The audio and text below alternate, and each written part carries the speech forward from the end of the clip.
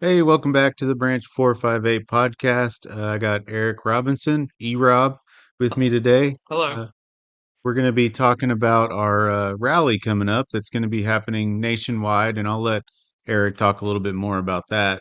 And then we're also going to talk about the topic of TSP. I know we talked about that a while back, and we're getting around to it. So here we go. Kick us off, Eric. All right. And yeah, sorry about the delay on the TSP info. I think we promised that to everybody in our Thanksgiving special. It was supposed to be an awesome Christmas gift for everybody, some good TSP info. But Casey has been real busy. I have been super busy. So here we are today. We're going to talk about that.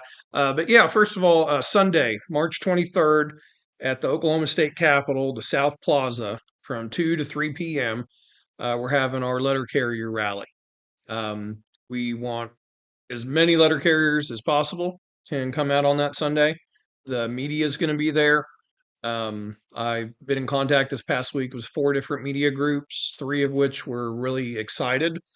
A couple of the ladies I talked to told me that they're completely supportive of our cause and they wanted the info that same evening.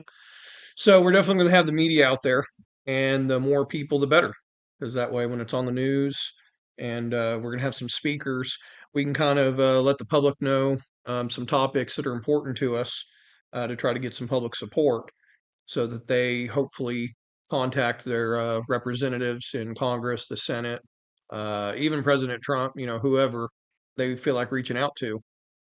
Um, the topics, the number one topic, well, let me back up. This has kind of evolved a little bit because initially, when the idea of the rallies came up, I had heard that there were different branches across the country a couple months ago. We're starting to plan some, rallies, even like some contract rallies, because we had voted down the tentative agreement. We had, it looked like arbitration was coming. And then, kind of as the weeks have kind of unfolded, some other topics have kind of presented themselves, and namely, which I'm sure everybody's heard of, I know you know about it, is this push for either the privatization or the dismantling of the postal service. Um, Hell no. yeah, yeah, that's kind of the tagline on a lot of these rallies is "Fight like hell, hell no." And this is something that kind of people on both sides of the aisle, regardless of where you're at politically, could easily come together and support the post office and support the letter carriers. There's President Renfro put out a statement the other day um, saying that there is lots of efficiencies that can be found and things that need to be changed, namely the way that our pension liabilities are calculated, some of the financial um, obligations for the postal service. And the union welcomes Doge's involvement, I believe is what he said, but what has to stay in the forefront is that we're a separate entity.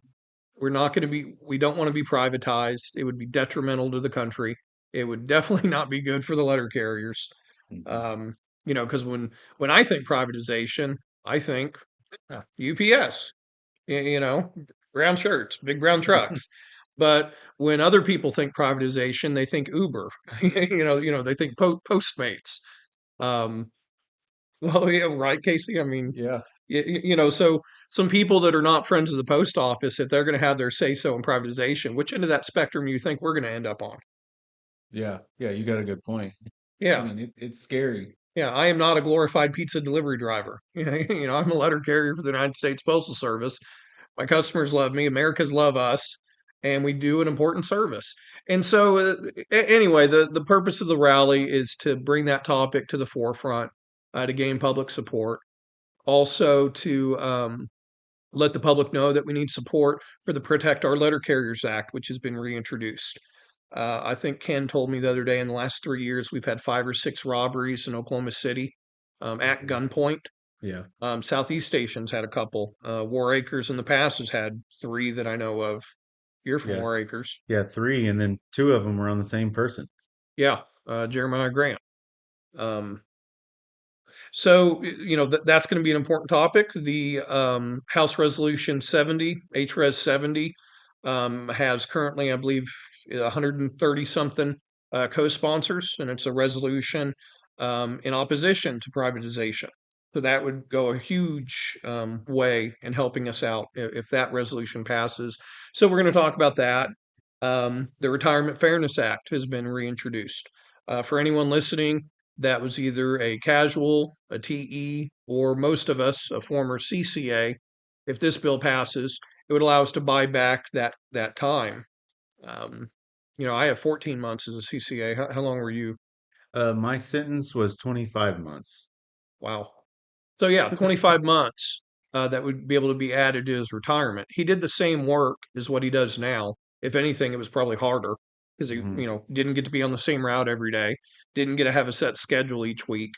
And as many of us know, CCAs kind of get the short end of the stick in many aspects. So yeah, that bill would help us be treated more fairly in retirement.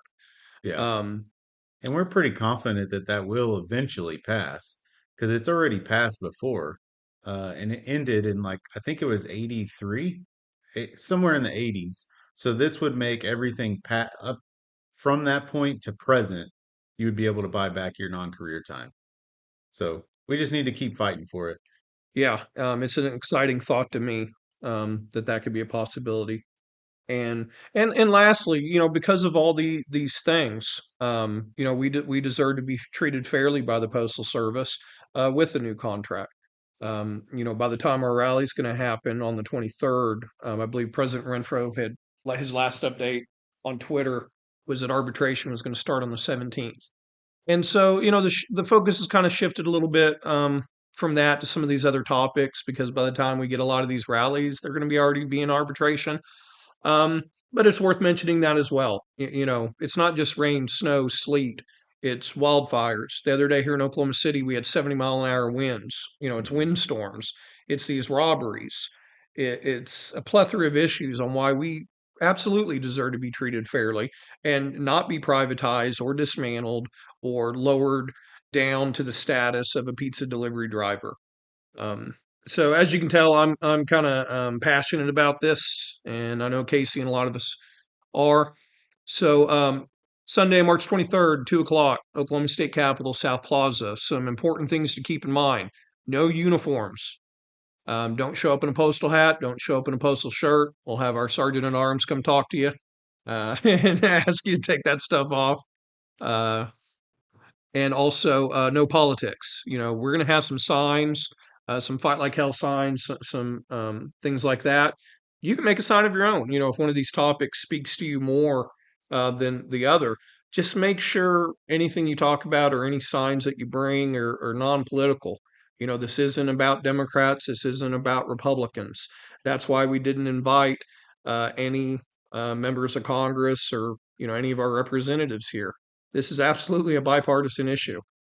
Um, if you've seen any of the recent hearings where Postmaster DeJoy was there, he was getting it from both Republicans and Democrats that were pro post office.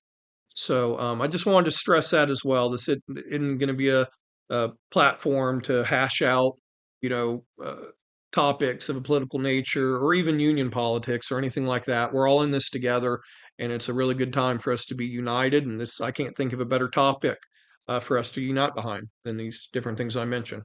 Yeah, yeah, and I think like Eric talked about, one of the major goals of this is just to get the public support. They already look at us every year. We're voted the number one most trusted federal agency there is. So we already have their support, and any carrier that sees customers on a daily basis or maybe once, twice a week, uh, it's always a friendly face to say hi to that customer and just greet them, and they're always pleasant to us for the most part. Um, but something that kind of stuck with me, we were doing a route inspection training last week, and there was a question about uh, while I'm being followed, should I get out and service this mailbox that's blocked by a car whenever I'm doing curbside delivery? And all this stuff is kind of relevant right now. We want to provide that service to our customers because we need their support now more than ever. So just go that extra mile on the street, come out to the rally, and maybe talk to some of these new news outlets if you're not comfortable being in front of the camera. Be there to support your brothers or sisters that are, and just tell somebody to come. Tell somebody to be there or watch it or spread the word. Every little bit helps. Yeah, invite your family, invite your neighbor. Um, I actually, have a customer that mentioned it to me because I guess he had seen something on social media about how that nationwide there were going to be rallies on March 23rd. He asked me if we were having one. He asked me if him and his wife can come out there, and so I was like, by all means. So I'm not advocating for you to, on the clock be, going around using your postal time to talk about this. I was just kind of pointing out that a customer approached me and asked about it. Um, so yeah, absolutely get as many people as we can out there um, for that. I think it'll be good. This I've said it a couple of times, but this is the type of things unions do. Normally letter carriers are real quiet. You never see us on the news. You only see us coming by your house and dropping the mail, and then we're gone a few seconds later. This is an important time for the public to see us. We're right now is a time not for for us to not be quiet, and we really do have some legitimate threats potentially facing us. There's some uncertainty about our future with the current politics out there and the state of the post office. So let's do our part and see what type of impact we can have. If we only can sway the needle 1 or 2% in our direction, that could be a game changer. It really can when you're talking about something as broad as this topic. Um, anyway, I guess that's all I got to say about that. The second topic that we had been promising for months to talk about was the Thrift Savings Plan, TSP. Um, I tell all my carriers at my station that if you come here, you work 20, 25, 30, 35 years, sacrifice your body, your joints, all those Saturdays away from your family where you're out there, putting paper in boxes and delivering packages.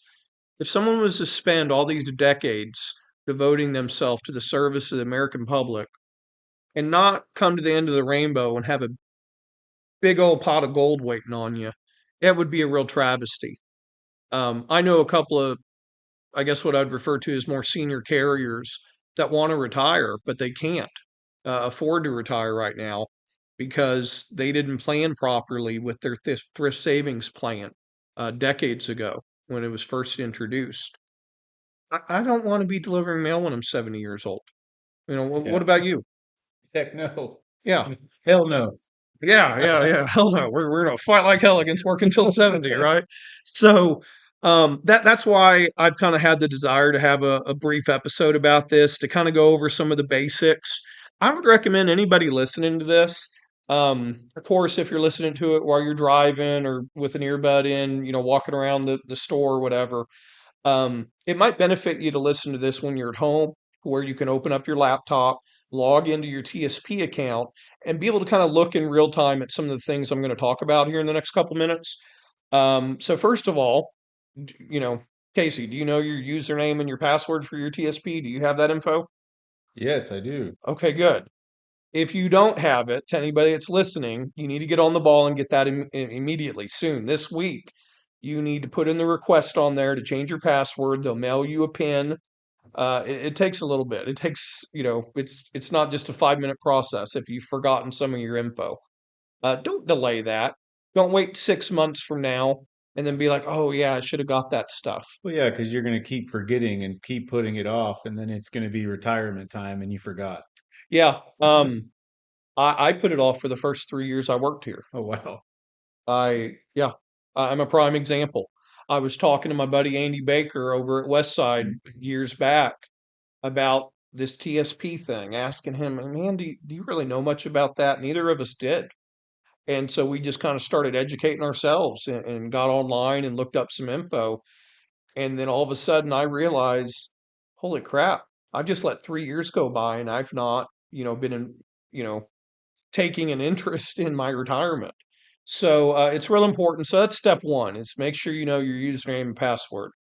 The website is tsp.gov. tsp.gov. Now, one thing to keep in mind about your TSP is it's one third, it's kind of like one leg of a three-legged retirement plan that we're going to have for anybody that's federal employee retirement, the FERS. People that were SERS, which was anyone hired before, I believe it's 1980, January of 1985. I may have the date wrong there, but it was in the 80s. Anybody that's still working, because there's a few of us out there before that date, they have a completely different retirement setup. So for all the rest of us, you have three parts to your retirement. Number one is going to be your Social Security. Whatever that ends up being, every person's going to be a little different. So that's going to be part of it. Two is going to be your pension, also sometimes referred to as your annuity from the Postal Service.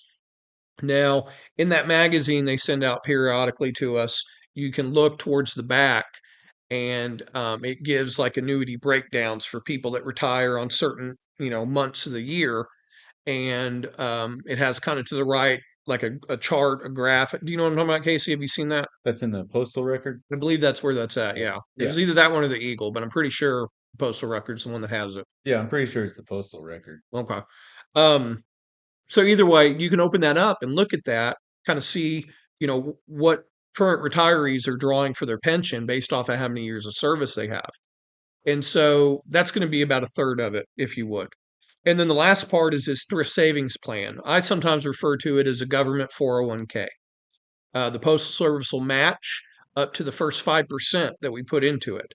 Now, for any employees that were hired from, I believe, January 2020 on, upon you being making career, the Postal Service is automatically enrolling you in a 5% contribution of your own.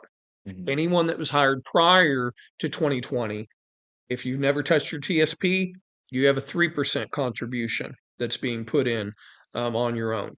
And then for any of the OG carriers out there that started working back in the 90s, they only have the 1% automatic agency contribution. So if they've never set it up, you only got that 1% from the post office going in, and it's going into the G fund, which, if you don't know what the G fund, we'll talk about that here in a minute. So I need to make sure everybody understood kind of the basics of that, what this TSP is. Now, on tsp.gov, once you get your username, once you get your password, you would get on the website, and when you log in on the main page, there's a section here kind of to the left, you have quick links. It talks about like your account summary. It shows how much you have in there, shows what your year to date rate of return is. You can manage your beneficiaries. So, Casey, one day in the future when you pass away, whoever you have listed as your beneficiary is who your TSP money is eventually going to go to. So, Mhm. whether it's a child, a parent, a spouse, if you have nobody listed, then it's going to be complicated for whoever manages your estate whenever you pass on. So you need to make sure that that's information's in there and that you update it in case you've had any recent life changes. So anyway, it's got all that. Now there's a section on here called TSP Basic, and if you just punched it right in, tsp.gov/TSP dash basics. And from here, there's some drop downs. You got one that says manage your plan, one that says fund options, fund performance, kind of so on and so forth. Over to the right, it's got several of them. What I'd want to draw your attention to is under TSP basics, it talks about how the TSP fits into your retirement.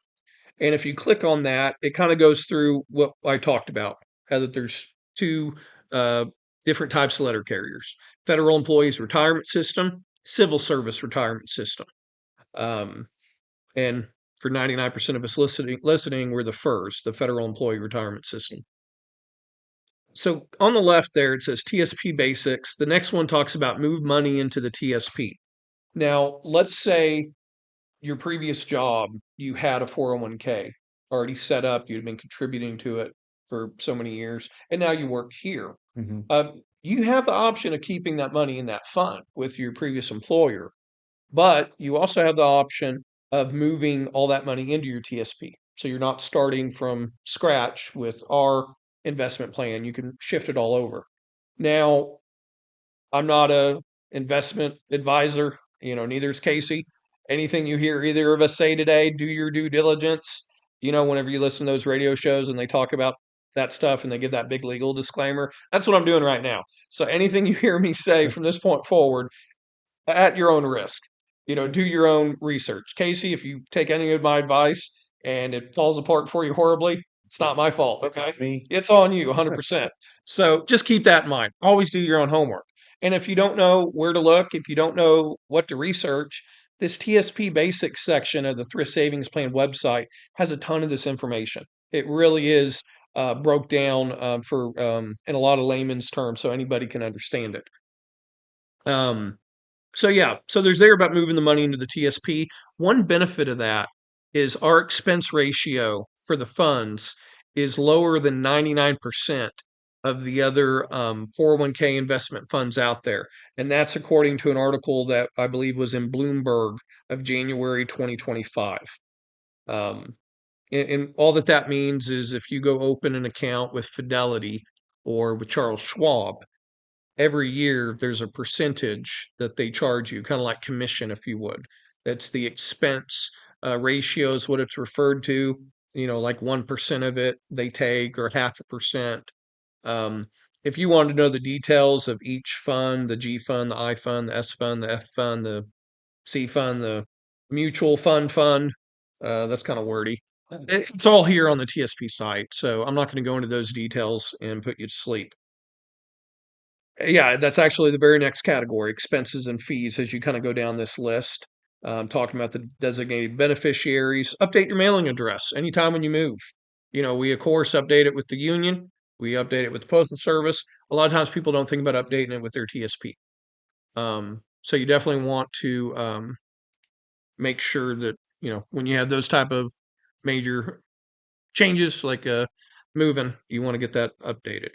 Now, as you continue to go through this TSP basics, the next one is making contributions. And the topic listed here is traditional and Roth TSP contributions. Now, Casey, do you know the difference between traditional TSP and Roth TSP? Uh, Traditional, it takes out your taxes whenever you put it in, and Roth, it's whenever you take it out. Correct? Correct. So, traditional, every paycheck, whenever you have your TSP allotment pulled out to be invested, it is tax free. You will pay the taxes on that money and on any growth that that money experiences over the life of your career. You'll pay those taxes in retirement when you start making the withdrawals. Okay. Roth, you pay the taxes up front. So when they pull, $100 out of my paycheck, it is not before taxes. It is after, it is with post-tax money. But then the benefit of that is throughout my career, that money, any earnings it gains when I go to make my withdrawals in retirement, I will not pay any taxes on that initial investment nor any of the gains that come from it. Now, on the surface, I know for me, when I heard about that, I was like, oh, wow, Roth is definitely the way to go. But that may not be the best option for everyone. Number one, you may not be able to afford to have that little bit extra come out of your check right now, depending where you're at the pay scale. Um, so there's that to keep in mind. If you do 10% Roth compared to your coworker doing 10% traditional, if you guys are making, at the same step, the person that's doing the 10% Roth is going to have smaller take home pay because he's paying the taxes now. Now, one thing that I've heard people talk about, and there's lots of YouTube videos you can even watch on the differences and the advantages and disadvantages of both traditional and Roth. So I would encourage you to look that up. Uh, but a lot of those videos and talks, um, one thing they focus on is you kind of need to think about where you're going to be financially when you retire. Because some people, it may benefit them to you know, pay the taxes in retirement, depending on like if you're going to have retirement that comes from, possibly what, like rental properties. If you're investing in rental properties now and you go to retire and you're going to be having that income, you may be better off having Roth where you're not paying taxes on that. So your overall tax liability is less.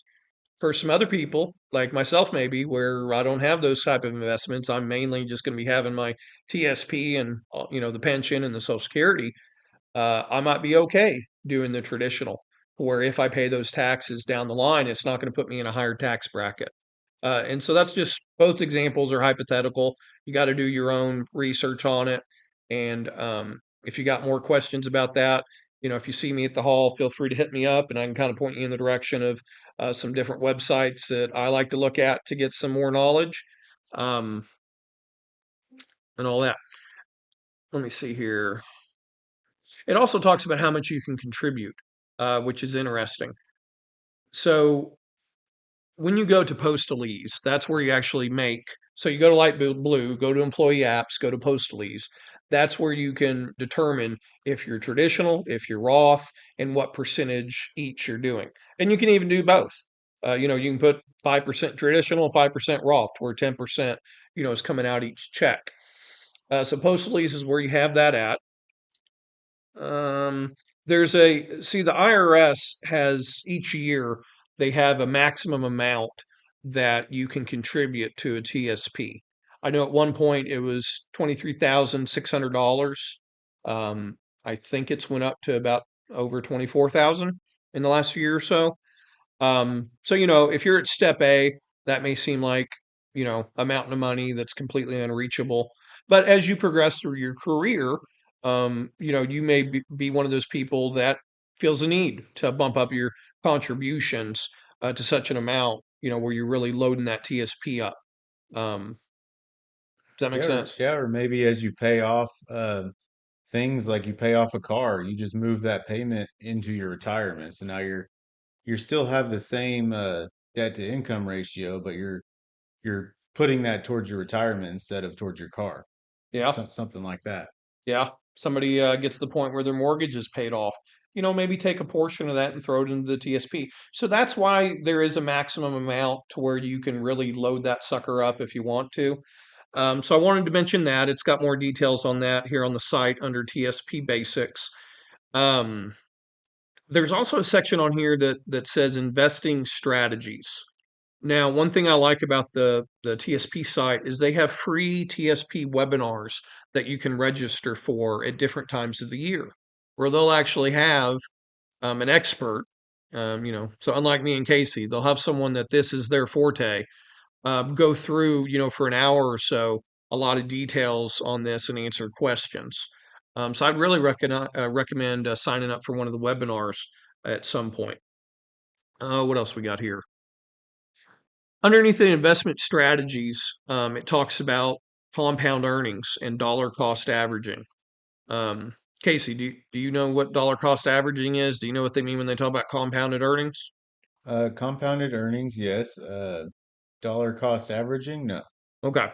Tell us about the compounded earnings, kind of like the general basic concept of it.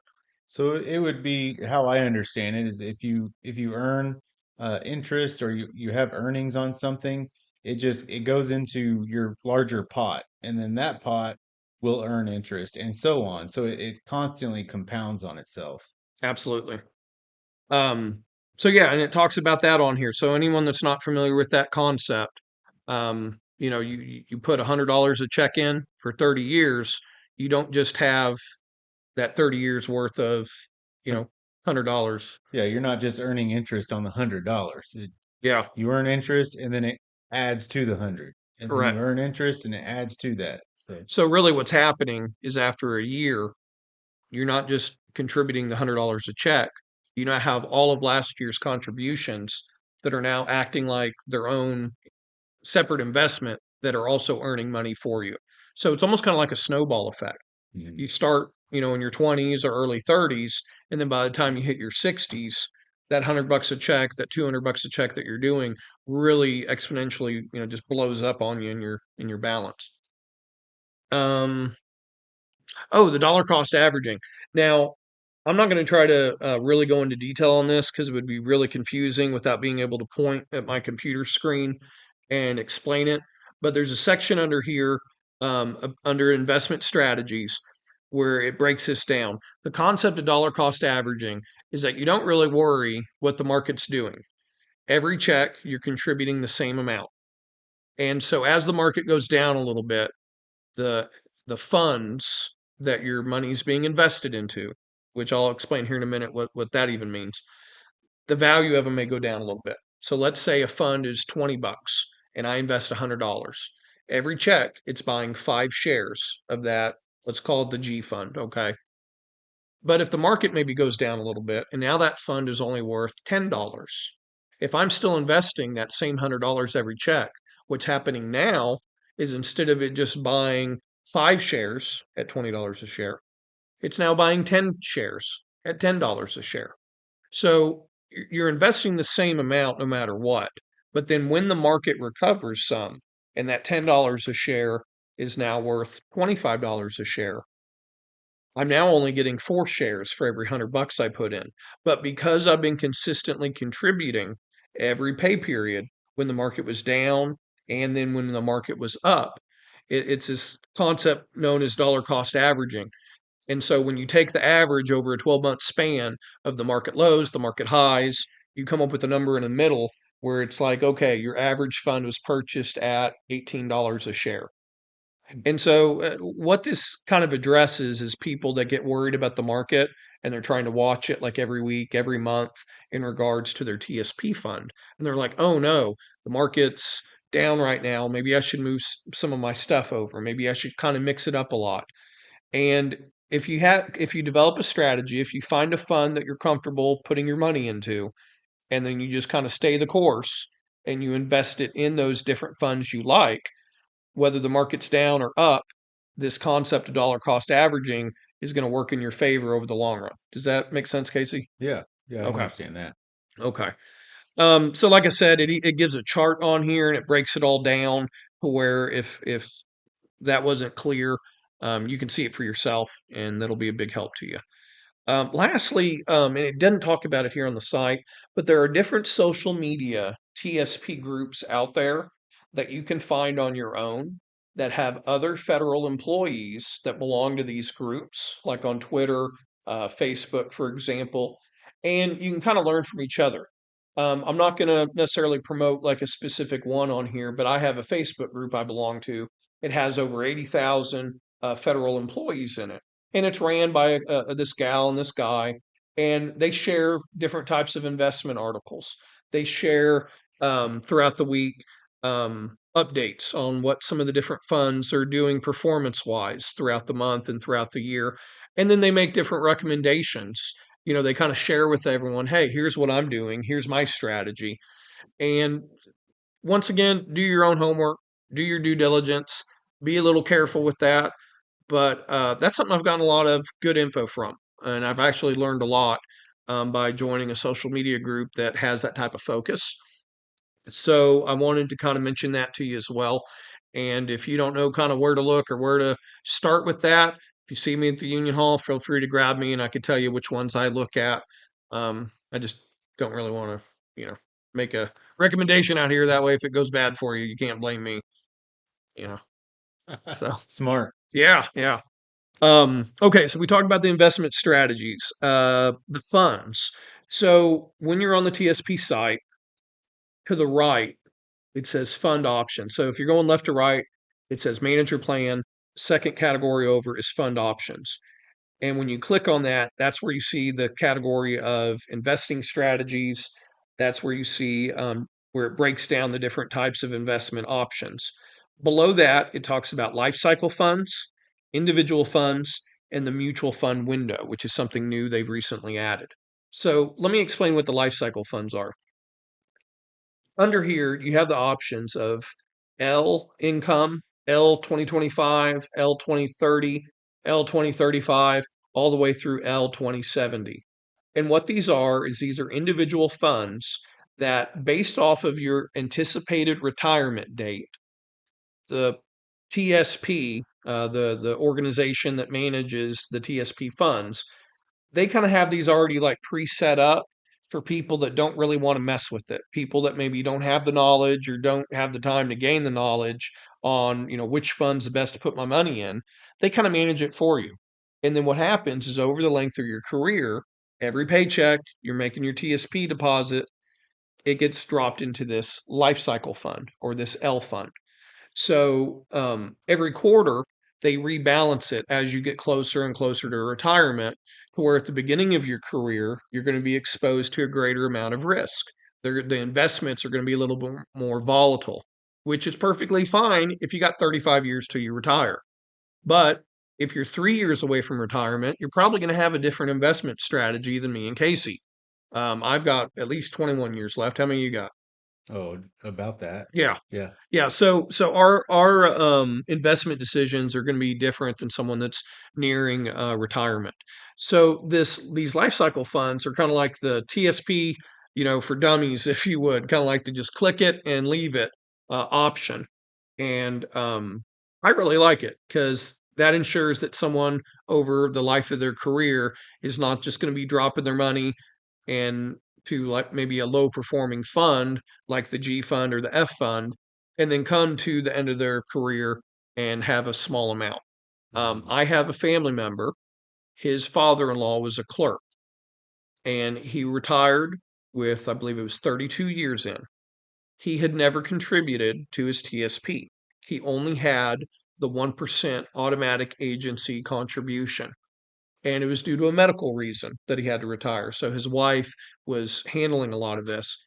And they got a hold of my brother, and he got a hold of me because he knew that, I work at the Postal Service and I'm involved with the union. And she was asking, Where's all his retirement money in this thing?"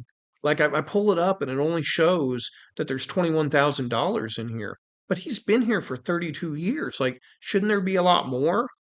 And as I kind of dug into it with her and found out that he had never made any additional changes or contributions, he just thought it was going to be okay. He just thought the Postal Service was going to take care of it for him. And he only had that 1% option in there. Isn't that sad? Yeah. Yeah. 32 years for that. That's not even 1,000 a year.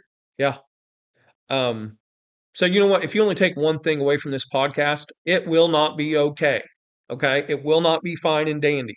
You have to take control of this. You have to educate yourself and you have to manage your retirement actively. And if you don't know how, if you find it intimidating, get a hold of somebody in your branch or there in your station that you trust. Ask them if they know about it. And if they don't, both of y'all need to go find somebody that does. Um, so anyway, that's just kind of an example I wanted to give of why these life cycle funds are really good for maybe someone that doesn't have the time to dig into all this, and you'll still be able to get good rates of return over your career. The life cycle funds are split up between the G fund, the here, let me make sure I don't miss any. The G fund, the F fund, the C fund, the S fund, and the I fund. So there's 5 different individual funds that you can put your TSP contributions into, and the life cycle fund just puts a little bit in each of them. So that way it kind of diversifies your investment. Um, do you got any questions or comments on that, Casey? I know I kind of blew through that kind of No. quick. So now, thankfully, I'm pretty sure if you got hired today, uh, the agency would automatically contribute the 5%, and they will slot you into the life cycle fund that is closest to your target retirement date based off of your age. And actually, I think it's just based off of your age at that point. But they automatically slot you into the closest life cycle fund. Correct. Yeah. So, for example, if you were born between 1980 and 1984, or you plan to withdraw from your TSP account starting in 2043 to 2047, then the L 2045 fund is the one you would want to go with. Yeah. And then you would never have to change it again because every quarter they slightly rebalance it to a little bit less risk exposure over the length of your career so that by the time you get to the end of your, approach that 2043, you're going to have a large portion of your TSP in something that's has very little volatility like bonds, and earlier on you're going to have more exposure such as like in the stock market or the S&P 500. Yeah. So Which thankfully, and even though you are slotted into a life cycle fund, I would still check it because this is constantly evolving. This is constantly getting better. I know whenever I got hired, they only had life cycle funds for every 10 years, and now it's every 5 years. So who knows? There might be every 2 years in the future. We don't know. Um, but let's say you do want to get on here and change how you invest. How would you go about doing that? I'm glad you asked. I actually have that written down. So, what we're going to do, let me log into my TSP account. I was already logged in, but I think it timed out on me. Okay, great. Now I'm logged in. So, if you want to make changes to some of these things, once you log in, it sends like a text message to your phone for kind of like two-step authentication. You can also have it, I believe, like shoot it over to your email. Um, from when you log in, along the top, you're going to see change investments. So you want to click on that. The screen that it takes you to, you're going to have three different options going left to right. The first one's going to say change your investment mix. Choose how much of your current balance and or your future contributions to invest in each fund. Let me stop right there and explain something.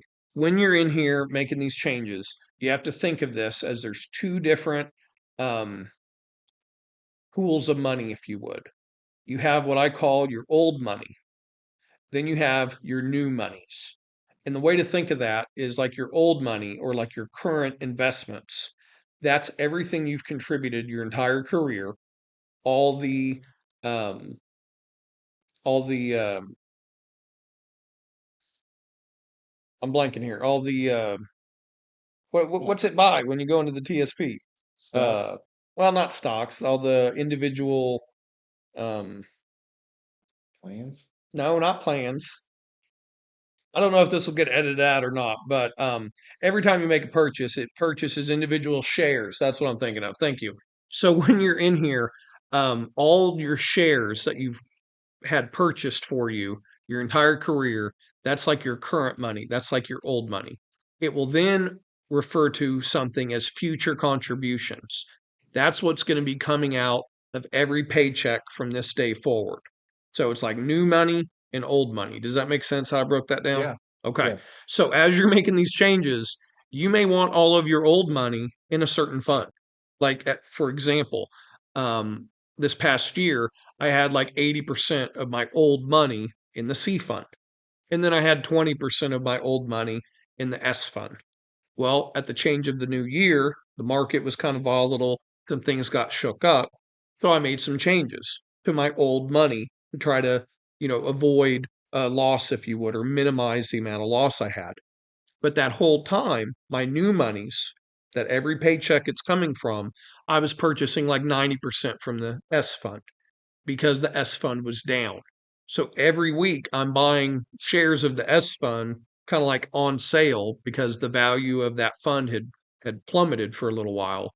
And then in the future, when the market recovers for the S fund, I'm going to have exponential growth because I bought them all cheap. And then when the price kind of goes back to where it is normally, end up with a 10, 12, 15% gain. So that's kind of up to your own investment strategy and what you feel comfortable with. When you're on here, you got to have the clear distinction in your mind between your future investments and your current balance, which is also I like to refer to as old money. So, having said that, underneath the category change your investment mix, you can click on get started. And it pops up here and it actually asks you, what investment mix do you want to change? Money that's already in the plan. And then it says right below it, your new mix will be applied to your current balance. In a later step, you'll be able to apply it to your future contributions as well. Then the second option, what investment mix do you want to change? Only money that will be contributed in the future. Your future contributions will be invested according to your new mix.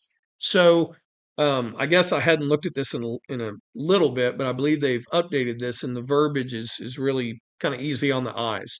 The way it used to be, it was a little bit more confusing. Um, so maybe I didn't need to go into all those explanations. But anyway, so I'm going to go ahead and click on only money that will be contributed in the future. And then there's a little button that says continue, and you hit that. Then when it comes up, it shows you like a pie chart and it says your current mix. And then to the right, it has your future contributions, which is blank. As you scroll down, it's going to show that, hey, I currently have 10% C fund, 90% S fund.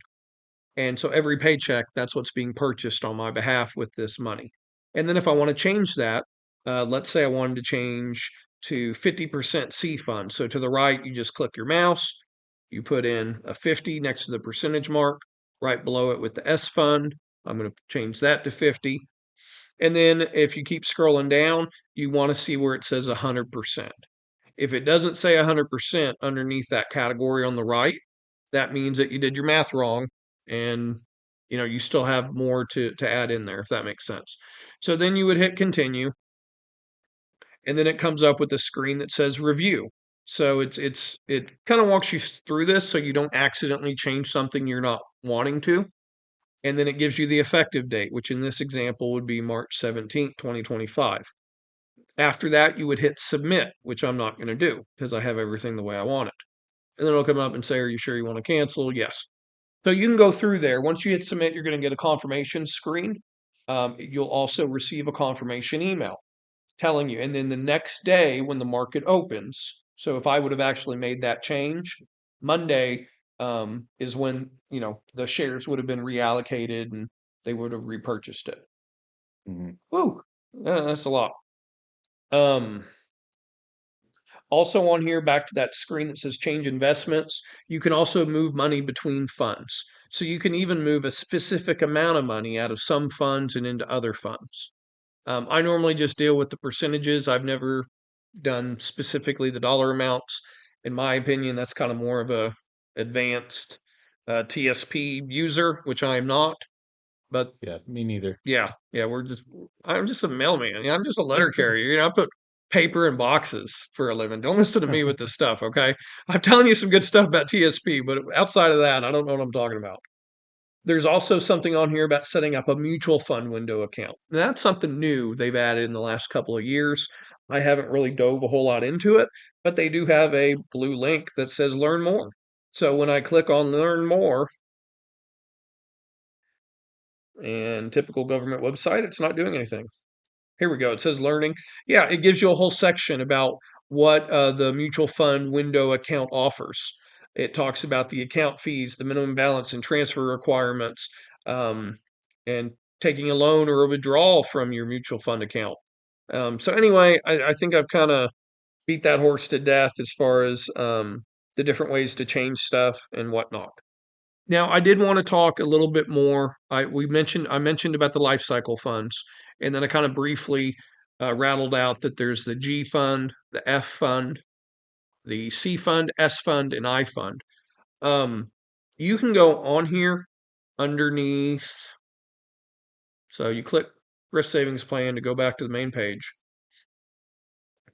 and then under where's it at? Where's it at? Well, under investments, that's the tab it's under.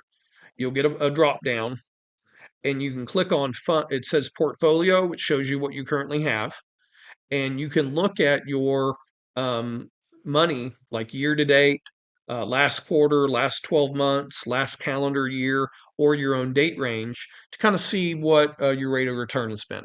So that way, if you really want to get into the weeds, you can look at all that. Below that, there's one that says fund performance. And this I really like.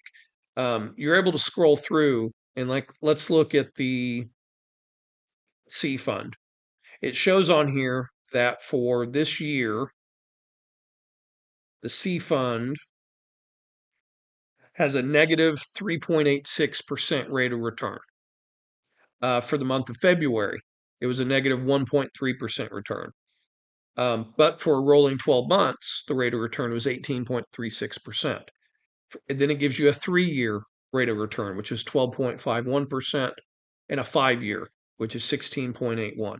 So you can look through as you're trying to choose which funds to invest in, and you can kind of see what their recent rate of returns have been.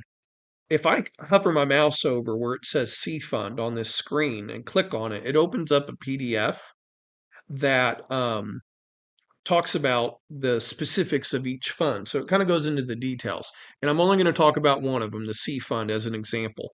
When I click that and it opens the PDF, it goes through here and says the C fund offers the opportunity to earn a potentially higher investment return over the long term from a broadly diverse portfolio of stocks of the largest U.S. companies. I know in the past when I've looked at it, it's been things like Tesla, Google, Microsoft, Berkshire Hathaway, I believe was one of them. And then BlackRock, which is the company that manages our TSP funds, they will periodically throughout the year rebalance what companies are in the C fund.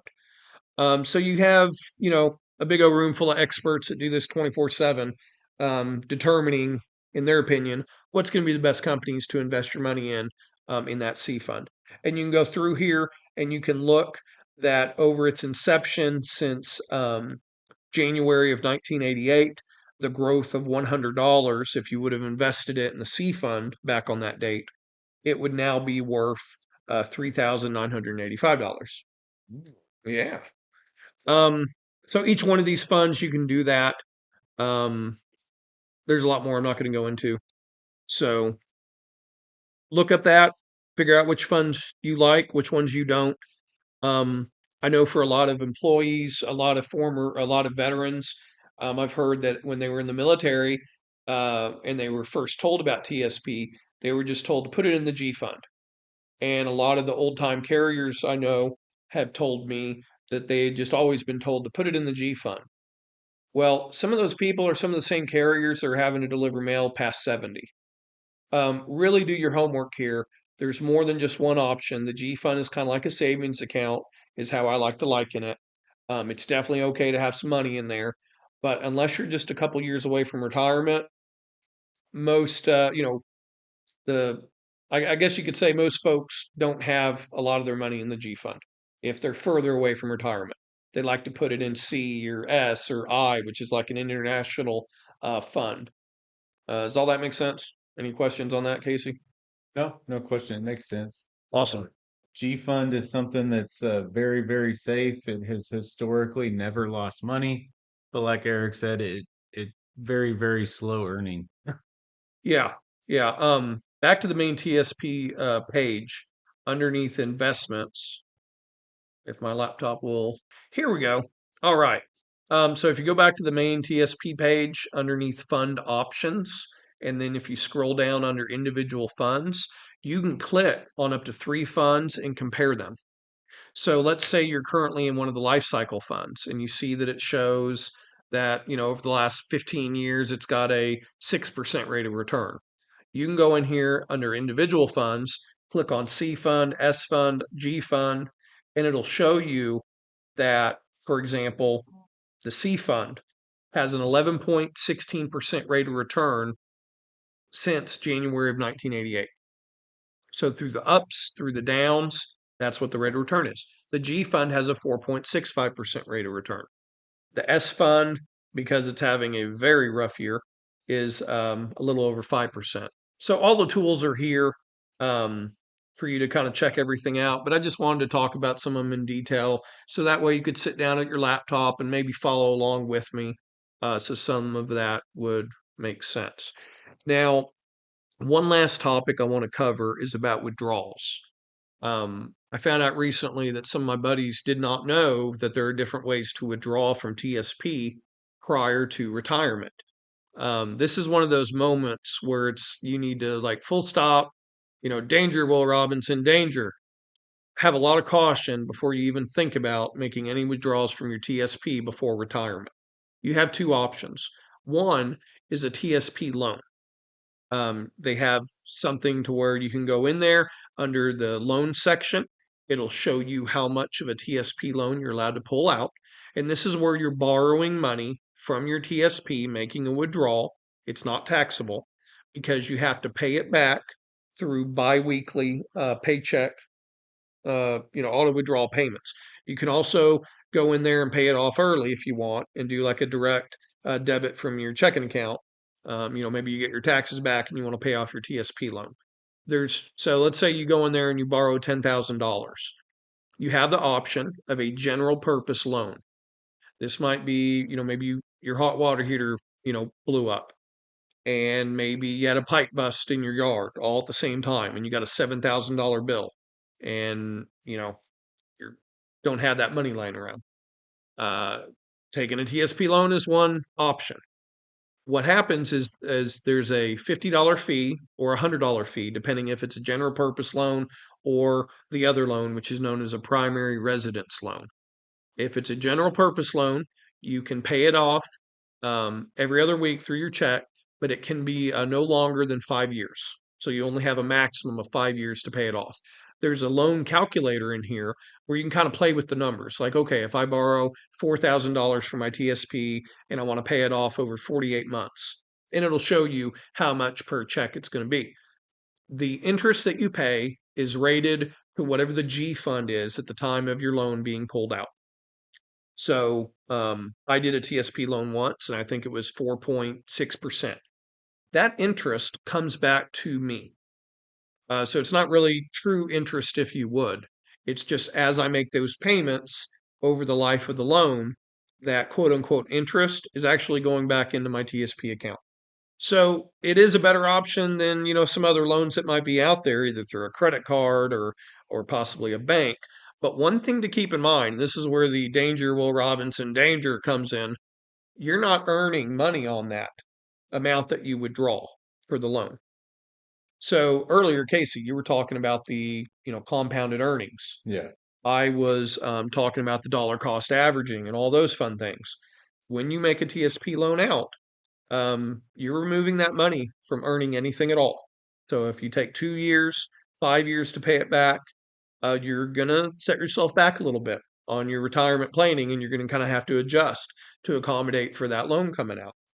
There's a second type of loan you can do called a primary residence loan. This loan you can have up to 15 years to pay back.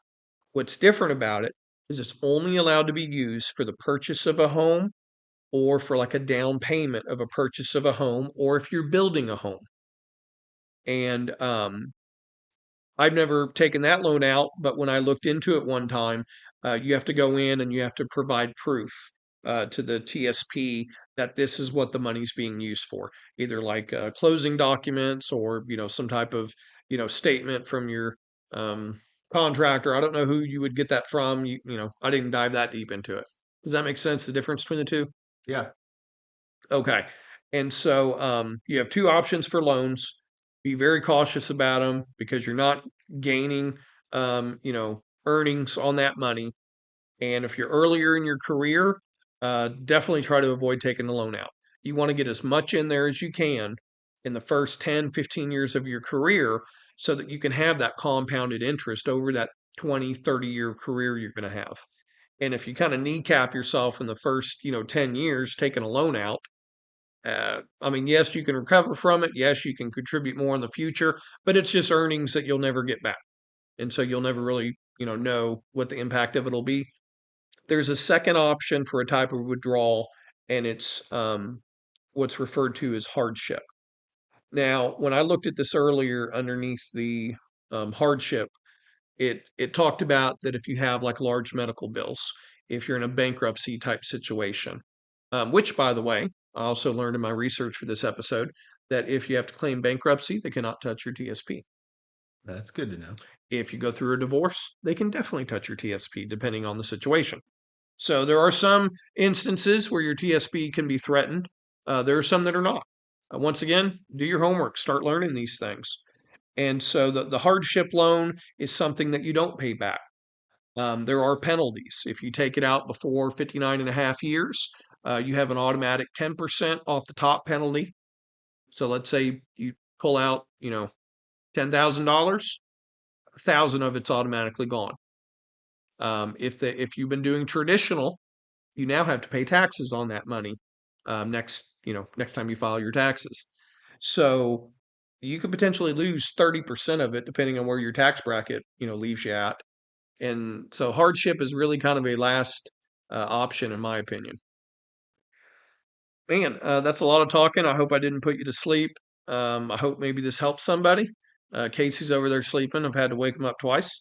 Not I'm really. here. I'm here. Uh, so I don't know. I'm real passionate about this, guys. I really mean what I mean when I say somebody comes into their career and does not have a pot of gold. It's going to be a shame.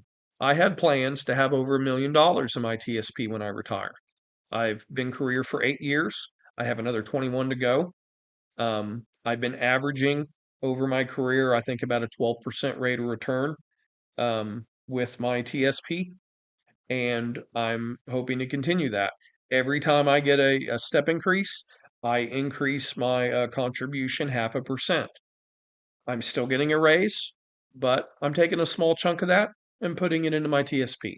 In the past, whenever I've gotten COLAs, I've done kind of the same thing. I believe with the COLAs, I was increasing it 0.25%, since typically COLAs are less than your step increase. Everybody's got their own way of doing it. You got to keep putting the amount in there. Obviously, you could put 30% of your check, but you might be eating ramen soup every day. So you got to kind of find that balance of what makes you happy and comfortable. But you also want to be comfy when you retire. I don't want any one of our letter carriers having to eat cat food when they're in retirement, and that does happen. I did something similar. If let's just say you get a 2% raise, I would put 1%. I would increase my TSP by 1%. So I do it by half of whatever my raise is. That way I'm getting a raise on my paycheck, but I'm also giving my future self a little bit more. So that's I did it very similar to how you do it. How much would you contribute if you got a 1.3% raise? Well, then I would have to do I guess 0.5%. He didn't have a calculator in front of him. That's why I asked. I just wanted to see what he was said. I'm just being funny. All right, But yeah, I don't got anything else unless you do. so that's TSP. Let's circle back to the rally. So that's remind us the date, S- time. Sunday, March 23rd, Oklahoma State Capitol, South Plaza, 2 p.m. Tell everybody. I just did. I'll tell them again. Sunday, March 23rd, Oklahoma State Capitol, 2 p.m., South Plaza. No uniforms, no politics. Yeah, I think it's going to be very good turnout, and it's going on nationwide. So that's the day that. How many cities did we? Was it over 300? So Dan Versluis, our NBA, was at our branch meeting the other day. I want to say he said it was over 220 or 230 different branches have notified National that they're having a rally on that same day. I mean, guys and gals, we're going to be all over the news. And you know who's going to see this, Casey? Everybody. Yeah, politicians are going to see this. Postal Service leadership's going to see this. Our customers, the American public's going to see this. And arbitrators going to see it. Everybody's going to see this. We don't know what type of impact it will have. It's going to have an impact. But I'm all about it. So let's get out there. Please join me. Some people have put a lot of effort into organizing this, and let's really make it happen. Yeah, we hope to see you there. All right, bye everybody. See ya.